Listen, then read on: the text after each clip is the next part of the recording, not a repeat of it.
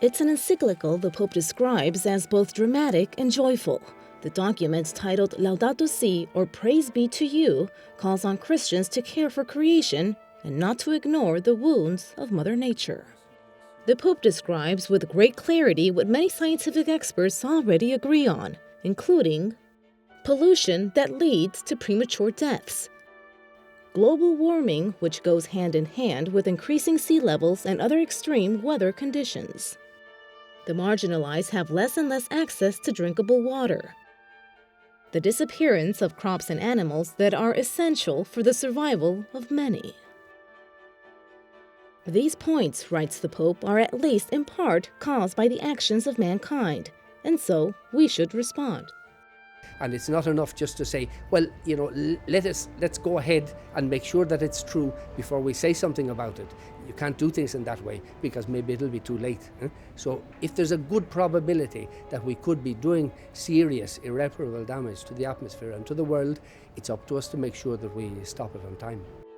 The Pope also states that the problem is not an environmental one, but by and large an ethical issue. He speaks out against companies that increase pollution and contamination in third world countries because the actions they carry out couldn't be approved in their developed nations. Case in point, the Amazon.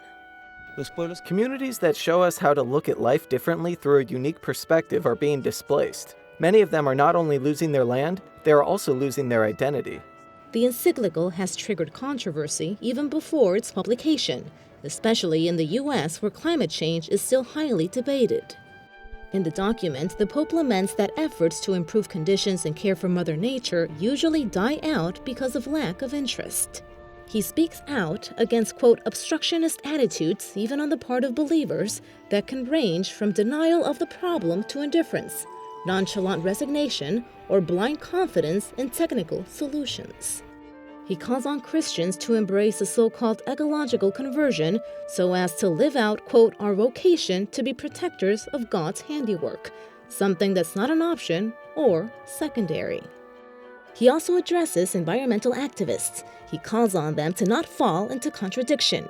He states, quote, when we fail to acknowledge as part of reality the worth of a poor person, a human embryo, or a person with disabilities, to offer just a few examples, it becomes difficult to hear the cry of nature itself.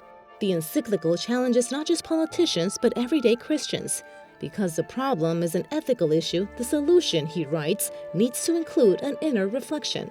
The Pope recommends admiring nature in all its splendor and greatness, to sit back and admire its power instead of acting like consumers who only want immediate profit.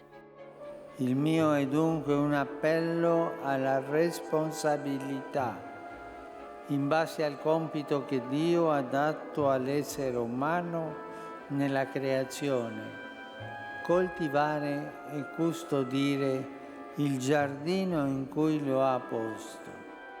The Pope writes, quote, the effects of the present imbalance can only be reduced by our decisive action here and now. He also includes that one does not need to be the head of a company to make changes. Average people can help Mother Nature as well.